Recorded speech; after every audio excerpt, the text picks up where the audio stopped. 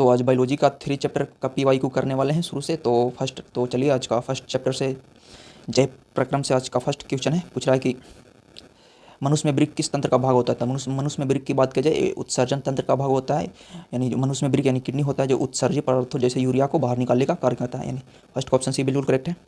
Question number 2 देखते हैं, जिसमें पूछ रहा है कि क्लोरोफिल का रंग क्या होता है। तो क्लोरोफिल का रंग की बात की जाए हरा होता है, जो कि सूर्य के पास प्रकाश को ऑब्जर्व करता है, हरा रंग को रिफ्लेक्ट करता है, जिसके कारण पेड़ पौधों का रंग हरा दिखाई देता है। यानी सेकंड ऑप्शन ये बिल्कुल करेक्ट है।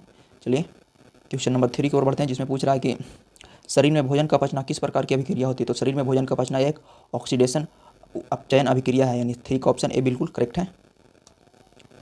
चलिए 4 नंबर क्वेश्चन की ओर बढ़ते हैं। क्वेश्चन नंबर 4 पूछ रहा है कि मानव हृदय में कितने बेस यानी चैम्बर होते हैं। तो मानव हृदय में टोटल 4 चैम्बर होते हैं, 2 अलिंद होता है और 2 निलय होता है, टोटल 4 बेस होते हैं। यानी 4 का ऑप्शन बी बिल्कुल करेक्ट है। क्वेश्चन नंबर 5 की ओर बढ़ते हैं। क्वेश्चन नंबर 5 पूछ रहा है कि शरीर में ऊर्जा का उत्पादन किस प्रक्रम से होता है। तो शरीर में ऊर्जा का उत्पादन श्वसन से होता है, श्वसन प्रक्रम से होता है। जब हम सांस को अंदर लेते हैं तो ऑक्सीजन अंदर जाता है, ऑक्सीजन ग्लूकोज के साथ अभिक्रिया करके ऊर्जा का निर्माण करता है। तो ऊर्जा का उत्पादन किस प्रक्रम से होता है। तो श्वसन का 5 का ऑप्शन ये बिल्कुल करेक्ट है। तो 6 नंबर क्वेश्चन की ओर बढ़ते हैं। क्वेश्चन नंबर 6 पूछ रहा है कि सभी जीवों के लिए अनिवार्य क्रिया कौन सी होती है। तो सभी जीवों के लिए अनिवार्य क्रिया श्वसन होता है, क्योंकि अगर श्वसन नहीं होगा तो ऊर्जा का बनना नामुमकिन है। यानी 6 का ऑप्शन सी बिल्कुल करेक्ट है। क्वेश्चन नंबर 7 की ओर बढ़ते हैं, जिसमें पूछ रहा है कोशिका झिल्ली किस प्रकार की झिल्ली है। तो कोशिका झिल्ली की बात की जाए एक अर्ध पारेगम झिल्ली है, जिससे कुछ पदार्थों का आगमन यानी आर पार होता है। यानी 7 का ऑप्शन सी बिल्कुल करेक्ट है। 8 नंबर क्वेश्चन पूछ रहा है कि दही जमने में कौन सी क्रिया होती है। तो दही जमने में किण्वन प्रक्रिया होती है, जिसमें दूध होता है जो कि दही में कन्वर्ट हो जाता है। यानी 8 का ऑप्शन सी बिल्कुल करेक्ट है। 9 नंबर क्वेश्चन की ओर बढ़ते हैं, जिसमें पूछ रहा है कि पौधों के व्यवी भागों से जल के निष्कासन की क्रिया क्या कहलाती है। तो पौधों के व्यवी भागों जैसे तना पत्तों से जल का निष्कासन क्रिया वाष्पोत्सर्जन कहलाता है। यानी 9 का ऑप्शन डी बिल्कुल करेक्ट है। क्वेश्चन नंबर 10 की ओर बढ़ते हैं। क्वेश्चन नंबर 10 पूछ रहा है कि पौधों में वाष्पोत्सर्जन किस भाग में होता है। तो पौधों में वाष्पोत्सर्जन की बात किया जाए ये पत्तों में होता है। यानी 10 का ऑप्शन सी बिल्कुल करेक्ट है। क्वेश्चन नंबर 11 जिसमें पूछ रहा है प्रकाश संश्लेषण द्वारा क्या प्राप्त होता है। तो प्रकाश संश्लेषण द्वारा ग्लूकोज और ऑक्सीजन प्राप्त होता है। यानी 11 का ऑप्शन सी बिल्कुल करेक्ट है। चलिए क्वेश्चन नंबर 12 की ओर बढ़ते हैं। क्वेश्चन नंबर 12 पूछ रहा है कि रक्षी कोशिकाएं कहाँ पाई जाती है। तो रक्षी कोशिकाएं की बात की जाए ये पत्तियों में पाया जाता है। यानी 12 का ऑप्शन बी बिल्कुल करेक्ट है।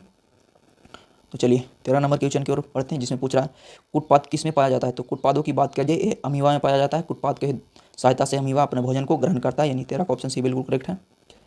14 नंबर क्वेश्चन पूछ रहा है कि प्रकाश संश्लेषी अंगक कौन सा है। तो निम्न में से दिया गया प्रकाश संश्लेषी अंगक की बात की जाए एक क्लोरोप्लास्ट है। क्लोरोप्लास्ट में ही क्लोरोफिल पाया जाता है। 14 का ऑप्शन डी बिल्कुल करेक्ट है। 15 नंबर क्वेश्चन देखते हैं। अगला क्वेश्चन पूछ रहा है वृक्क में संरचनात्मक एवं क्रियात्मक इकाई क्या कहलाती है। तो वृक्क में संरचनात्मक एवं क्रियात्मक इकाई को नेफ्रॉन कहते हैं। यानी 15 का ऑप्शन ए बिल्कुल करेक्ट है। 16 नंबर क्वेश्चन की ओर बढ़ते हैं, जिसमें पूछ रहा है खुला परिसंचरण तंत्र किस में पाया जाता है। यानी दिया गया ऑप्शन में पूछ रहा है खुला परिसंचरण तंत्र किस में पाया जाता है। तो ये कॉकरोच में पाया जाता है, ना ही मनुष्य में, ना घोड़ा में, ना ऊँट में, ये कॉकरोच में। यानी 16 का ऑप्शन बी बिल्कुल करेक्ट है। चलिए 17 नंबर क्वेश्चन की ओर बढ़ते हैं, जिसमें पूछ रहा है कि पादप में फ्लोएम किसका संवाहक करता है। तो पादप में फ्लोएम की बात की जाए भोजन को संवाहक कर यानी भोजन को संवहन यानी ले जाने का कार्य करता है। जो पत्तियों में बना हुआ भोजन रहता है वो पूरे पौधों तक पहुंचाता है। यानी 17 का ऑप्शन ए बिल्कुल करेक्ट है। 18 नंबर क्वेश्चन की ओर बढ़ते हैं। 18 नंबर क्वेश्चन पूछ रहा है कि प्रकाश संश्लेषण में ऑक्सीजन किससे निकलता है। तो प्रकाश संश्लेषण में बात की जाए ऑक्सीजन जल के साथ निकलता है। रंध्रों के माध्यम से ऑक्सीजन जल के माध्यम से निकलता है। यानी 18 का ऑप्शन ए बिल्कुल करेक्ट है, रंध्र। चलिए 19 नंबर क्वेश्चन की ओर बढ़ते हैं। 19 नंबर क्वेश्चन पूछ रहा है कि स्वपोषी पोषण के लिए क्या आवश्यक होता है। तो स्वपोषी पोषण के लिए क्लोरोफिल भी, पौधों में स्वपोषी पोषण के लिए क्लोरोफिल, कार्बन डाइऑक्साइड, जल, सूर्य का प्रकाश, ये चारों का होना अति आवश्यक है। इन चारों के बिना पौधों में भोजन का निर्माण होना असंभव है। यानी 19 का ऑप्शन डी बिल्कुल करेक्ट है। 20 नंबर क्वेश्चन है, जिसमें पूछ रहा है इथाइल अल्कोहल किस प्रकार के श्वसन में बनता है। तो इथाइल अल्कोहल की बात किया जाए ये व्यवी श्वसन में बनता है। यानी 20 का ऑप्शन ए बिल्कुल करेक्ट है। 21 नंबर क्वेश्चन की ओर बढ़ते हैं, जिसमें पूछ रहा है कि कोशिका झिल्ली किस प्रकार की झिल्ली है। तो कोशिका झिल्ली की बात किया जाए ये अर्ध पारेगम झिल्ली है, जो कि इससे कुछ पदार्थों का आगमन यानी आर पार हो सकता है। यानी का इसका ऑप्शन सी बिल्कुल करेक्ट है।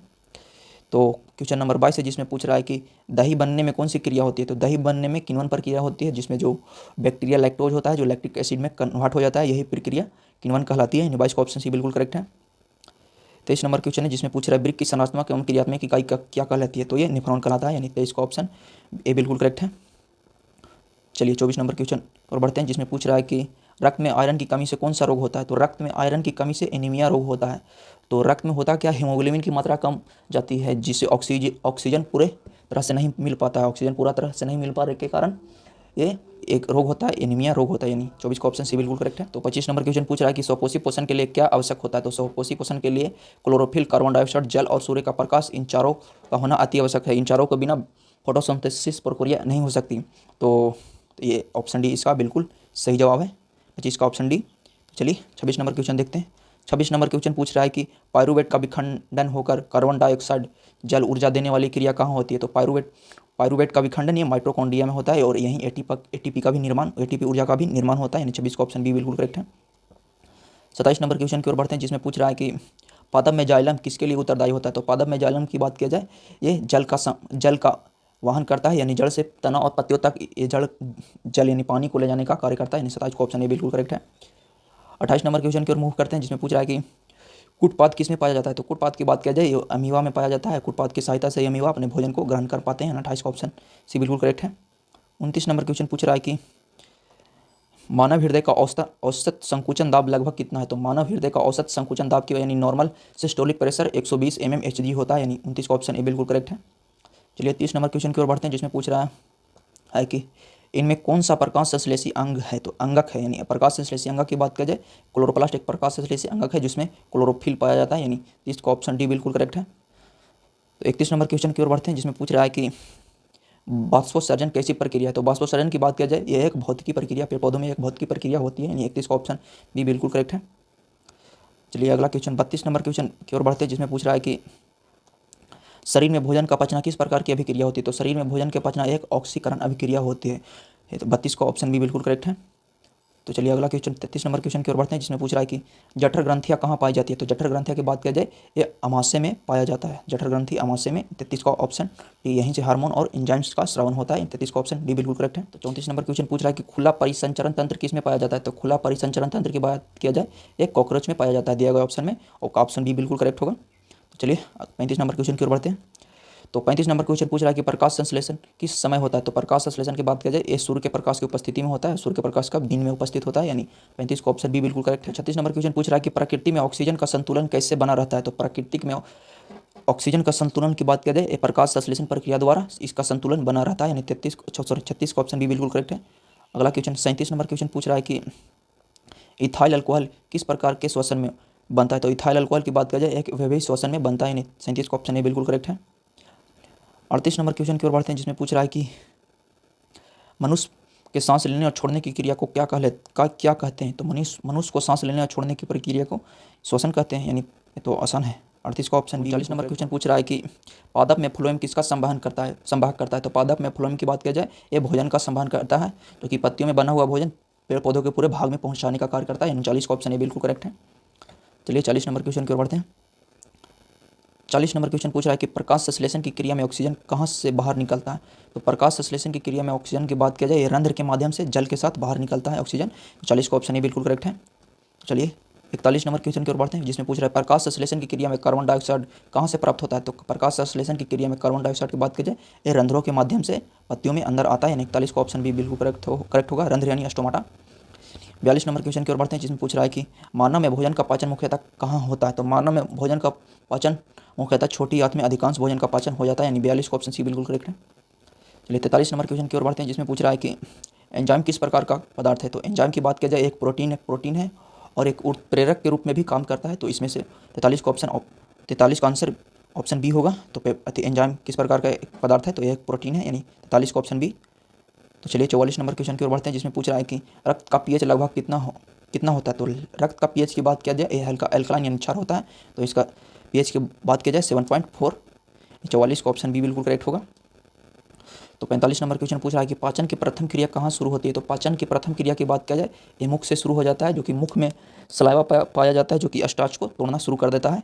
तो 45 का ऑप्शन सी बिल्कुल करेक्ट होगा, मुख। 46 नंबर क्वेश्चन है, जिसमें पूछ रहा है अमीबा में भोजन का पाचन कहाँ से होता है। तो अमीबा में भोजन के पाचन की बात किया जाए, एक भोजन रक्तिकाओं के द्वारा होता है। यानी 46 का ऑप्शन सी बिल्कुल करेक्ट है। चलिए 47 नंबर क्वेश्चन की ओर बढ़ते हैं, जिसमें पूछ रहा है श्वसन के दौरान ग्लूकोज का पूर्ण ऑक्सीकरण कहाँ होता है। तो श्वसन के दौरान ग्लूकोज का पूर्ण ऑक्सीकरण की बात किया जाए, ये माइटोकॉन्ड्रिया में होता है। यानी 47 का ऑप्शन बी बिल्कुल करेक्ट है। चलिए 48 नंबर क्वेश्चन की ओर बढ़ते हैं, जिसमें पूछ रहा है मनुष्य में श्वसन का नियंत्रण कौन करता है? तो मनुष्य में श्वसन के नियंत्रण का बात किया जाए मेडलो ऑब्लोंगेटा के द्वारा किया जाता है, यानी 48 का ऑप्शन सी बिल्कुल करेक्ट है।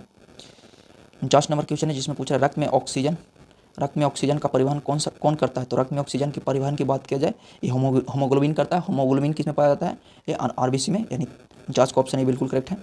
तो 50 नंबर क्वेश्चन पूछ रहा है कि व्यवहार श्वसन में अंतिम उत्पाद क्या होता है? तो व्यवहार श्वसन में अंतिम उत्पादन की बात किया जाए कार्बन डाइऑक्साइड और जल होता है, यानी 50 का ऑप्शन ये बिल्कुल करेक्ट है।